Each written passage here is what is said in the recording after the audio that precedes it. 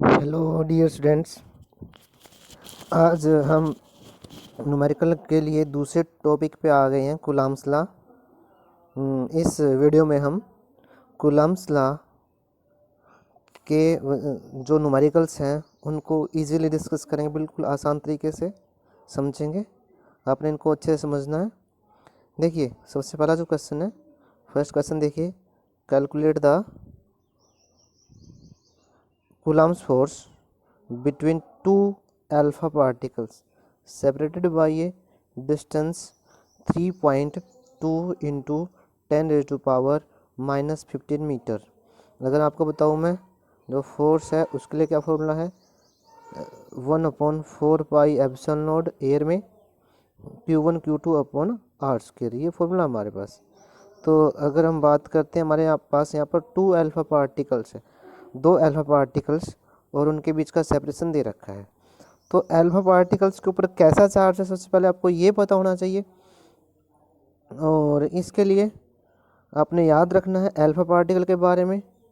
तो जैसे मैं बताऊं आपको, अल्फा पार्टिकल एक हीलियम न्यूक्लियस होता है, हीलियम का न्यूक्लियस जो है ना, वो अल्फा पार्टिकल होता है। ध्यान दीजिए, अगर आप प्रोटॉन की बात करें, सबसे पहले हमारे पास प्रोटॉन है पॉजिटिव चार्ज वाला, ये हाइड्रोजन न्यूक्लियस है, और इसके एक साथ है हीलियम न्यूक्लियस। हीलियम न्यूक्लियस जो है ना, वो हमारा अल्फा पार्टिकल होता है। एक हैवी पार्टिकल है, हैवी पॉजिटिव चार्ज पार्टिकल है। तो जैसा हमें पता है, हीलियम न्यूक्लियस के पास 2 प्रोटॉन प्लस 2 न्यूट्रॉन होते हैं। तो न्यूट्रॉन के ऊपर कोई चार्ज नहीं होता, तो सिर्फ 2 प्रोटॉन के ऊपर जितना चार्ज होता है उतना ही चार्ज एक अल्फा पार्टिकल के ऊपर होता है। और हमें पता है कि एक प्रोटॉन के ऊपर ई पॉजिटिव ई चार्ज होता है, ई मतलब 1.6 इंटू 10⁻⁻19 कूलम। ये चार्ज किसके ऊपर होता है, एक हीलियम न्यूक्लियस के ऊपर होता है, सॉरी एक प्रोटॉन के ऊपर होता है। तो जो अल्फा पार्टिकल है वो 2 प्रोटॉन से मिलके, 2 प्रोटॉन है इसके ऊपर, 2 न्यूट्रॉन, न्यूट्रॉन के ऊपर कोई चार्ज नहीं, और प्रोटॉन के ऊपर जो चार्ज है वो 2 गुना किसका, 1.6 इंटू 10⁻⁻19 का कूलम का 2 गुना, मतलब 3.2 इंटू 10⁻⁻19 कूलम चार्ज होगा एक अल्फा पार्टिकल के ऊपर। तो हमारे पास 2 अल्फा पार्टिकल है, एक यहाँ पर और एक यहाँ पर, उनके बीच में सेपरेशन ये है। तो हम फॉर्मूले पुट करेंगे, हमारा फॉर्मूला ये है, F is equal to 1/4 pi epsilon naught Q1 Q2 upon r square. जैसा हमें पता है कि 1/4 पाई एप्सिलॉन नॉट, इस जो यहाँ पे कांस्टेंट है, ये हमने एप्सिलॉन नॉट की वैल्यू नहीं रखनी यहाँ पर। इस तरह के क्वेश्चंस में आपको सीधा पता होना चाहिए 1/4 पाई एप्सिलॉन नॉट की जो वैल्यू है वो 9 इंटू 10⁻9 के इक्वल होती है। याद रखना है, 9 इंटू 10⁻9 के इक्वल होती है। ये हमने टॉपिक में भी आपको बताया था। तो इसके बाद हमने 1/4 पाई एप्सिलॉन नॉट की वैल्यू पुट कर दी, और Q1 चार्ज एक अल्फा पार्टिकल के ऊपर और दूसरे अल्फा पार्टिकल के ऊपर भी Q1 चार्ज, मतलब उतना ही चार्ज 3.2 इंटू 10⁻⁻19 और डिवाइड बाई किसका स्क्वायर, डिस्टेंस का स्क्वायर। डिस्टेंस कितना है, डिस्टेंस है हमारे पास 3.2 इंटू 10⁻⁻15। तो जैसा हमें पता है, यहाँ पर इसका स्क्वायर कर दिया हमने, -15 का स्क्वायर हो जाएगा 10⁻⁻30 और 3.2 ये 3.2 इससे कट जाएगा। तो हमारे पास क्या बचेगा, ये बच जाएगा बस, ये और ये। अगर ऊपर देखें तो पावर कितनी हो जाएगी, 10⁻39 और नीचे कितने, 10⁻30। तो जो ये नीचे वाली पावर है ऊपर आके प्लस हो जाएगी, तो हमारे पास कितनी रह जाएगी, सॉरी 10⁻19 इंटू 10⁻19।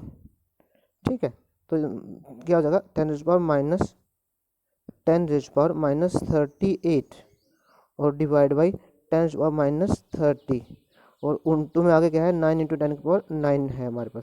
तो ऊपर की अगर टोटल बात करते हैं, ऊपर पावर कितनी हो जाएगी, इसको देखें, इसको और इसको, ये जो 9 है यहाँ से कट के 10 रह जाएगी, 10 रेज़ पावर, तो -10 और -19, 10⁻29 और नीचे 10⁻30, और इंटू में साथ में ये 9 भी बचा हुआ है और कुछ नहीं बचा हमारे पास। तो हमारे पास अगर इसको सोल्व करते हैं तो क्या हो जाता है, 10⁻1 हो जाता है। तो 9 इंटू 10⁻1 ये हो जाएगा 90 न्यूटन। क्योंकि दोनों चार्ज पॉजिटिव है तो रिपल्सिव फोर्स लगेगी। ये था question, between two alpha particles कितनी फोर्स होगी अगर डिस्टेंस दे रखा है।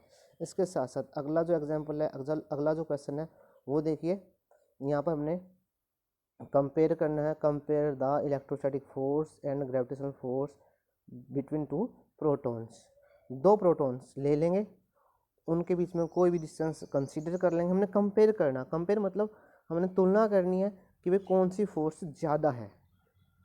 प्रोटॉन का जो दो प्रोटॉन लिए हैं उनके बीच में हमने एक प्रोटॉन ले लिया, उसके ऊपर ई चार्ज है और दूसरे प्रोटॉन के ऊपर ई चार्ज होगा, हमने सेपरेशन आर मान लिया यहाँ पर भी।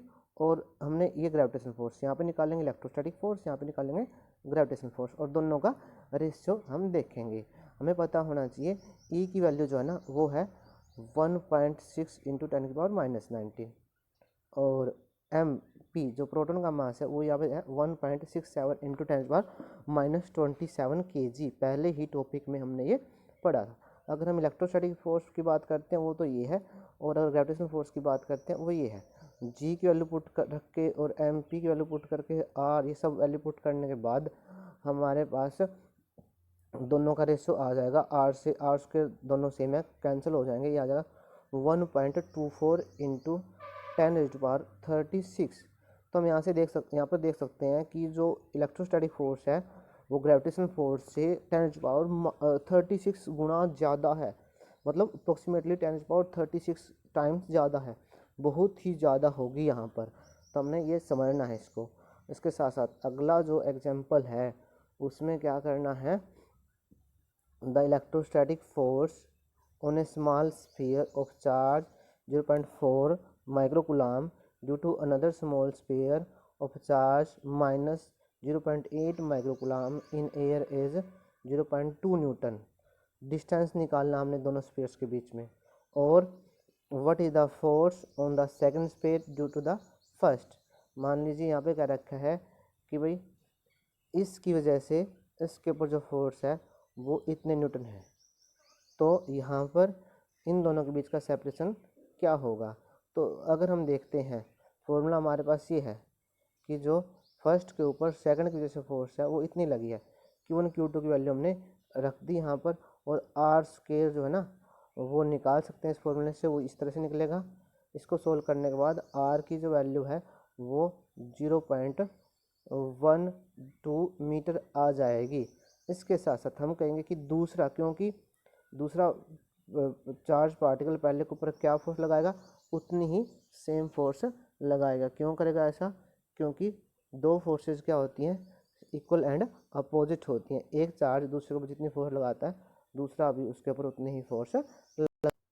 इस तरह के सभी क्वेश्चंस आप सोल्व कर सकते हैं। यहाँ पर क्या है कि भाई F21 is equal to F12 magnitude में इक्वल है, और उस क्योंकि जो दोनों एक चार्ज पॉजिटिव है एक नेगेटिव है तो एक दूसरे को अट्रैक्ट करेंगे। ये थे हमारे पास कूलम्ब्स लॉ से रिलेटेड कुछ क्वेश्चंस। अगले वीडियो में हम नेक्स्ट टॉपिक इलेक्ट्रिक फील्ड के क्वेश्चंस करेंगे।